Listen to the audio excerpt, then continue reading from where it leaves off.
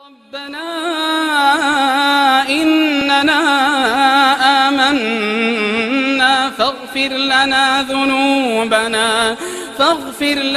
ذنوبنا وقنا عذاب النار.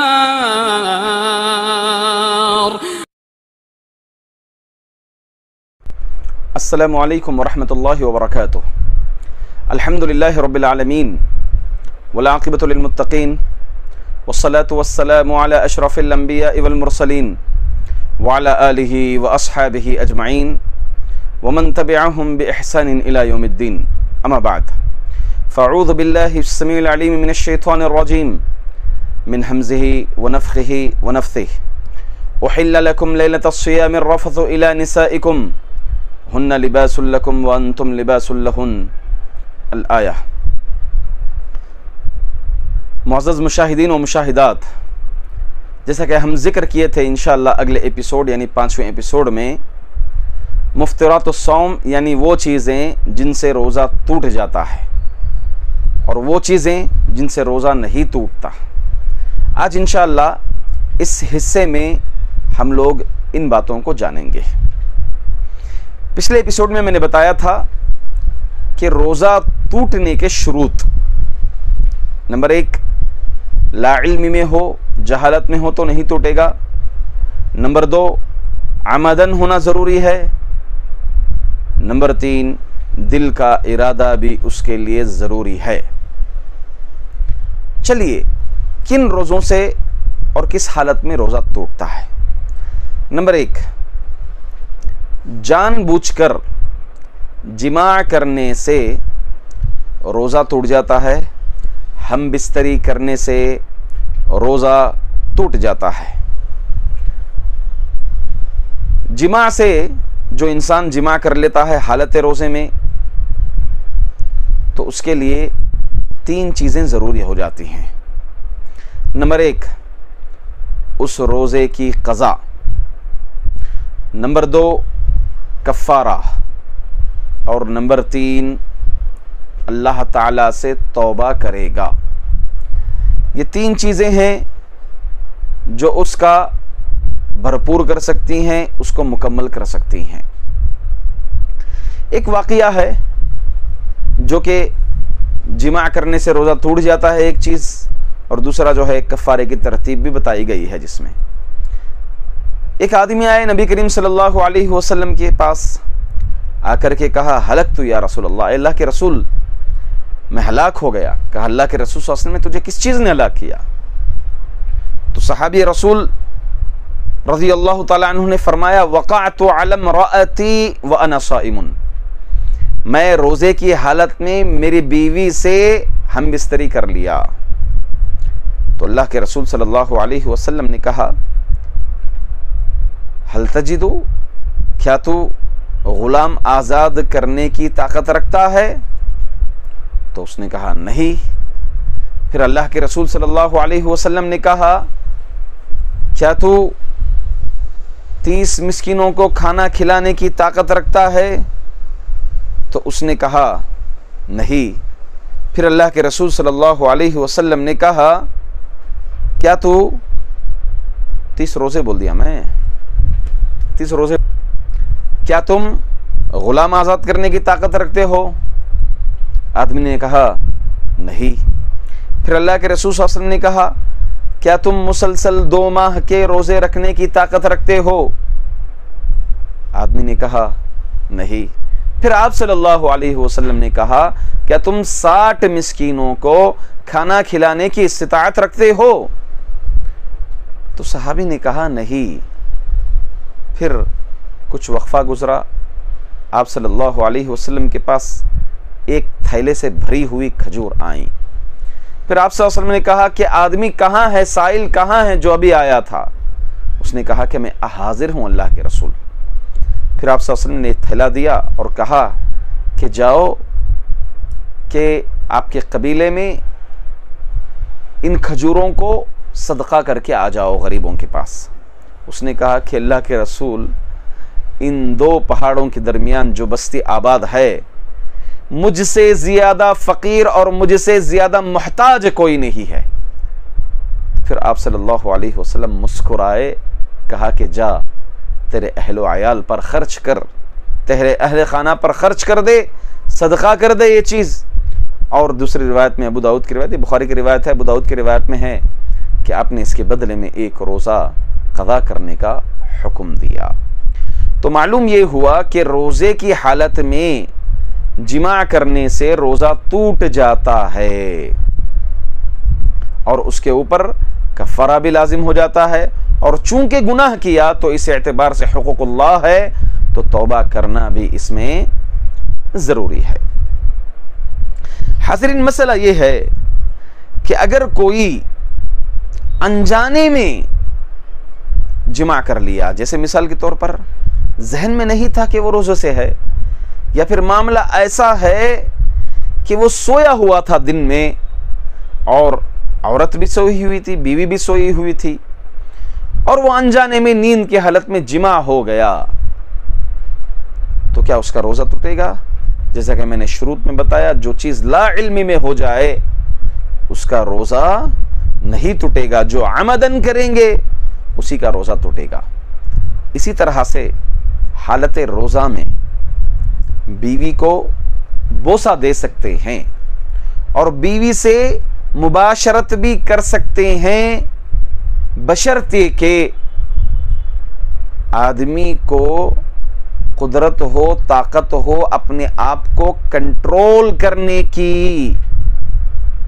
حدیث آپ کو اس سلسلے میں ملتی ہے، عائشہ رضی اللہ تعالیٰ عنہ فرماتی ہیں کان النبی صلی اللہ علیہ وسلم یقبل، اللہ کے رسول صلی اللہ علیہ وسلم بوسہ دیتے تھے، ویباشر وہو صائم وکان املککم لاربہ، فرماتے ہیں اور اللہ کے رسول صلی اللہ علیہ وسلم حالت روزے میں آپ مباشرت بھی کرتے تھے اور بوسہ بھی دیتے تھے، اور تم لوگوں میں سب سے زیادہ اپنے آپ پر قادر، اپنے آپ کو کنٹرول کرنے والے اللہ کے رسول صلی اللہ علیہ وسلم تھے۔ معلوم ہوا کہ حالت روزہ میں بیوی سے مباشرت بھی کر سکتے ہیں، اپنے آپ کو کنٹرول کرتے ہوئے، بیٹھے ملے، ملاقات کیے، چھوئے، اس میں کوئی حرج نہیں ہے، بس جماع دخول یہ جو ہے روزے کو توڑ دیتا ہے۔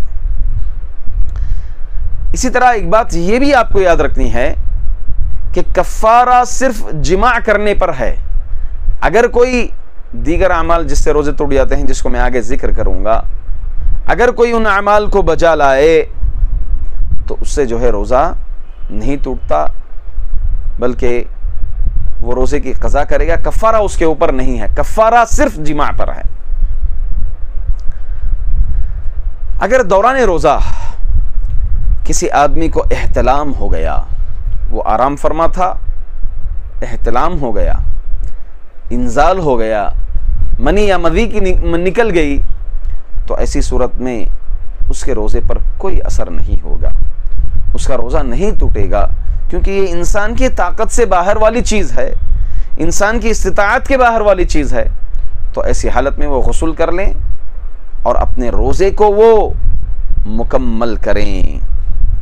اس سلسلے میں ابن عباس رضی اللہ تعالیٰ عنہ اور اکرمہ رحمۃ اللہ علیہ یہ دونوں فرماتے ہیں الصوم مما دخل ولیس مما خرج، صوم روزہ ٹوٹتا ہے جو چیز داخل ہو، داخل ہونے سے روزہ ٹوٹتا ہے، خارج ہونے سے روزہ ٹوٹتا نہیں ہے، یا پھر دخول سے روزہ ٹوٹتا ہے، ایسے ہی عام طور پر روزہ نہیں ٹوٹتا ہے۔ تو معلوم ہوا کہ عمدن جماع سے روزہ ٹوٹتا ہے، اگر نیند میں احتلام ہو گیا حالت روزے میں تو اس سے روزہ قطعاً نہیں ٹوٹے گا۔ اسی طرح سے اگر کوئی جان بوجھ کر کے کھا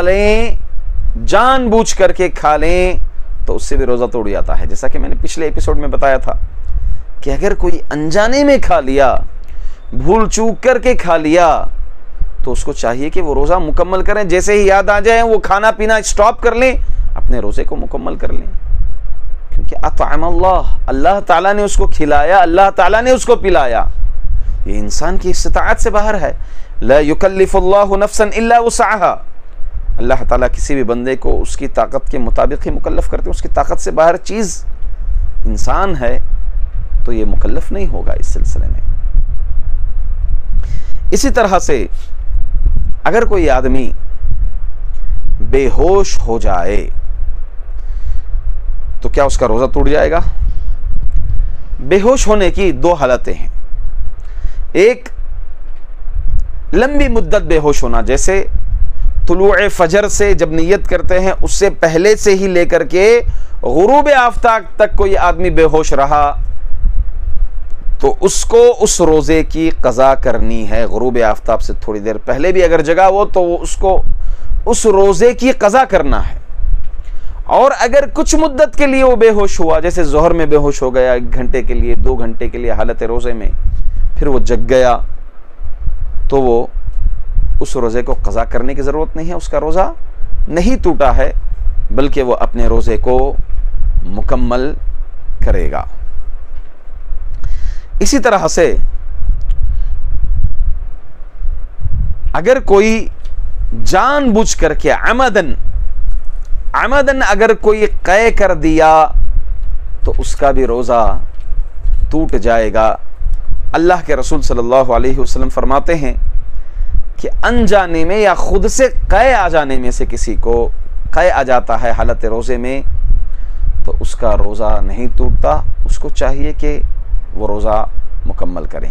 ہاں، جو جان بوجھ کر کے ٹرائی کر کے کوشش کر کے کھینچ کر کے حلق میں انگلیاں ڈال کے جو آدمی کرے گا قے تو اس سے کیا ہو جائے گا؟ اس کا روزہ ٹوٹ جائے گا۔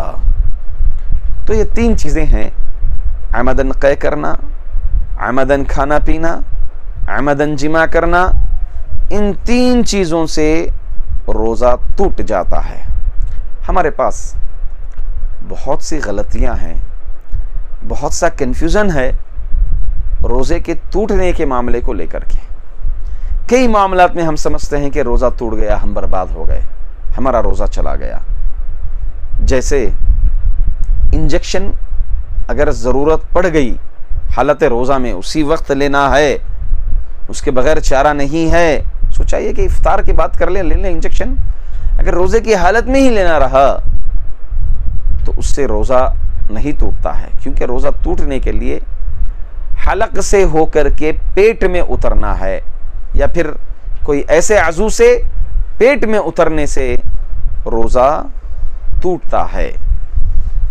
انجیکشن سے وہ بس جلدی مسامات یا اس کے اندرونی اعتبار سے ہی وہ جو پھیل جاتا ہے، انجیکشن لینے سے وقت ضرورت روزہ نہیں ٹوٹتا ہے۔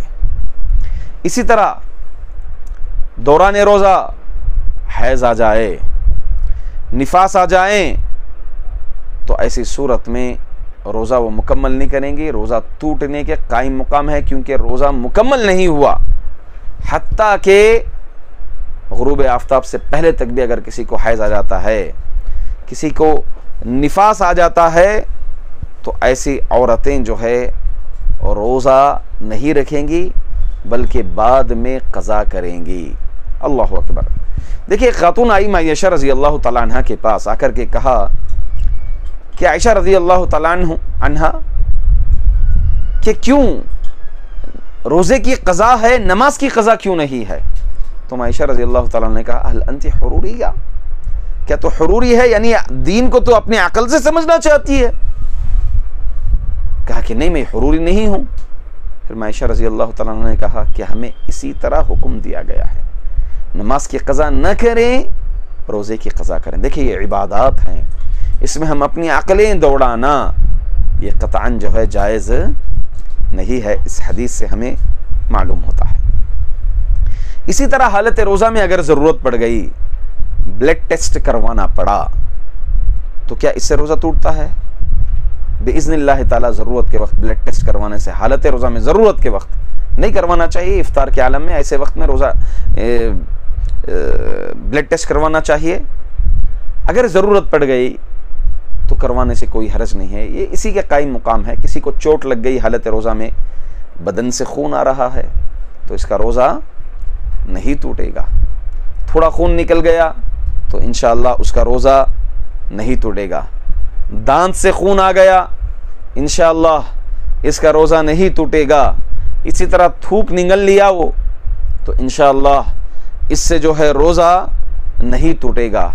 اسی طرح سے آنکھوں میں یا کانوں میں ڈراپ ڈالنا رہا, کانوں میں درد ہے, آنکھوں میں جلن ہے, ڈراپس ڈالنا پڑا تو باذن اللہ تعالی اس سے بھی روزہ نہیں ٹوٹے گا انشاءاللہ العزیز. تو یہ اعمال حالت روزہ میں انجام دینے سے کوئی حرج نہیں ہے. اسی طرح حالت روزے میں کچھ چیزیں ہیں, کچھ اعمال ہیں جس کو انجام دینے سے روزہ نہیں ٹوٹتا. وہ کیا اعمال ہیں؟ اور لوگ اس میں غلط فہمی میں ہیں کہ اس سے روزہ ٹوٹ جاتا ہے. جیسے اب یہ جتنی بھی چیزیں ہیں, میں بات طویل نہ دیتے ہوئے میں چاہ رہا ہوں کہ اس ویڈیو کو شارٹ کروں, بات کو طول نہ دیتے ہوئے, طویل نہ کرتے ہوئے میں مختصر ذکر کرتے ہوئے جاؤں گا, ورنہ ہر ایک بات کی دلیل ہے, دلیل کی روشنی میں ہی ہے. میں دلائل کا ذکر کیے بغیر اپنی بات کو آگے بڑھاتے ہوئے چلوں گا تاکہ لوگوں کے علم میں آ جائے کہ کن چیزوں سے روزہ ٹوٹتا ہے, کن چیزوں سے نہیں. حالت روزہ میں کلی کرنا, ناک میں پانی لینا یہ جائز ہے, بلکہ وضو کا ایک حصہ ہے. حضرت عمر رضی اللہ تعالی عنہ نبی کریم صلی اللہ علیہ وسلم کے پاس آئے, آ کر کے کہا حششت وقبلت, اللہ کے رسول میرا دل بولا, میں نے اپنی بیوی کو بوسہ دے دیا, میرا روزہ ٹوٹ گیا کیا؟ میرا روزہ ٹوٹ گیا؟ اللہ کے رسول صلی اللہ علیہ وسلم نے کہا اللہ کے بندے, اگر تم حالت روزہ کلی کریں تو کیا اس سے روزہ ٹوٹ جائے گا؟ تو حضرت عمر رضی اللہ تعالیٰ نے کہا کہ نہیں. تو اللہ کے رسول صلی اللہ علیہ وسلم نے کہا یہ بھی یہی قائم مقام ہے, اس سے بھی جو ہے روزہ نہیں ٹوٹے گا. تو یہاں پر دیکھیے قیاس کرنا جائز ہے دلیل کی بیس پر, یہ بھی بات معلوم ہوئی. اور دوسری بات یہ معلوم ہوئی کہ حالت روزہ کلی کر سکتے ہیں اور ناک میں پانی ڈال سکتے ہیں, بشرط یہ کہ مبالغہ نہ ہو. مبالغہ مطلب کیا ہے؟ کوئی کلی منہ میں پانی ڈال کر کے غرارے کر رہا ہے تو اس سے گنجائش ہے کہ پانی اندر چلے جائے. ناک میں بہت اندر تک پانی لے رہا ہے تو اس سے گنجائش ہے کہ ناک سے حلق میں پانی چلا جائے. اس لیے ایک مومن کو وضو کرتے وقت اس سلسلے میں محتاط ہونا چاہیے اور احتیاط کرنا چاہیے. اسی طرح سے حالت روزہ میں تیل لگانا جائز ہے, کنگھی کرنا یہ بھی جائز ہے, ناخن تراشنا, کئی لوگ ناخن تراشتے ہی نہیں ہیں, پورا رمضان جو ہے ناخن چھوڑے رکھے ہوئے ہیں. کیا ذوالحجہ کا مہینہ ہے؟ ذوالحجہ کے 10 دن ہیں؟ نہیں, ناخن کاٹ سکتے ہیں آپ, کسی بھی وقت کاٹ سکتے ہیں, یہ تو فطرت میں سے ہے. بال کٹوانا, اور کئی لوگ اپنے بالوں کو لمبے کیے رہتے ہیں یہاں تک کہ وہ چاند نہ دیکھ لیں شوال کا. نہیں, ایسی کوئی بات نہیں. حالت روزہ آپ بال کٹوا سکتے ہیں, کٹنگ کروا سکتے ہیں, سر منڈوا سکتے ہیں آپ ضرورت کے وقت. اسی طرح سے تیل لگوا سکتے ہیں. حتیٰ کہ حضرت عبداللہ بن مسعود رضی اللہ تعالیٰ عنہ فرماتے ہیں اذا كان صوم احدكم فليصبح دهينا مترجلا, فرماتے ہیں اگر تمہیں کا کوئی روزے سے ہے تو وہ اپنی صبح تیل لگا کر کے اور کنگھی کر کر کے اپنی صبح کو کریں. اللہ اکبر. دیکھیں کتنی پتے کی بات معلوم ہوئی, کتنی پیاری بات معلوم ہوئی کہ حالت روزہ میں کئی لوگ تیل نہیں لگاتے, حالت روزہ میں غلط فہمی میں ہیں, کئی لوگ جو ہے کنگھی نہیں کرتے, کئی لوگ بال نہیں کٹواتے, کئی لوگ ناخن تراشتے نہیں ہیں. تو آدمی کو چاہیے کہ روزے کے عالم میں وہ ان چیزوں سے روزہ نہیں ٹوٹتا. اسی طرح زیر ناف کے بال ہیں, باذن اللہ تعالیٰ اس سے بھی روزہ نہیں ٹوٹتا.